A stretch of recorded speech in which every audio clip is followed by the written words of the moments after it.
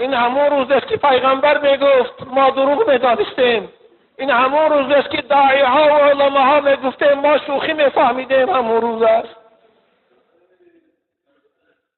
ملائکه های پر از دهشت، ملائکه های بیرحمی که خدا آفریده است، آن روز با سیاست، با قواق گیرانده، با هیبت جواب میگویند به این منکر قیامت: هذا یوم الفصل الذی کنتم به تکذبون.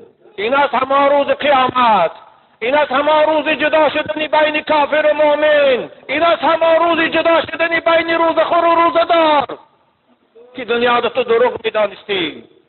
این است همان روز.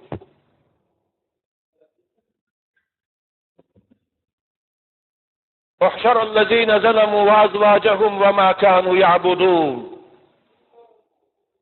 هر گروه، هر انسان با گروه خودش جمع کنید. فرمان از پروردگار می شود.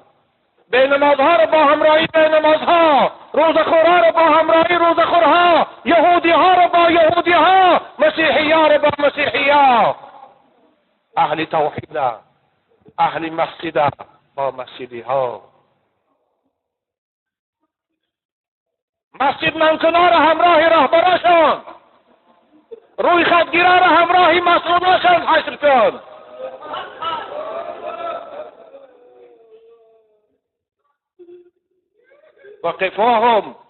وقفوهم انهم مسئولون. اینها را زود به دوزخ نبرید، اینها را نگاه دارید. الان از اینها پرسیده می شود، باید جواب دهند، باید اینها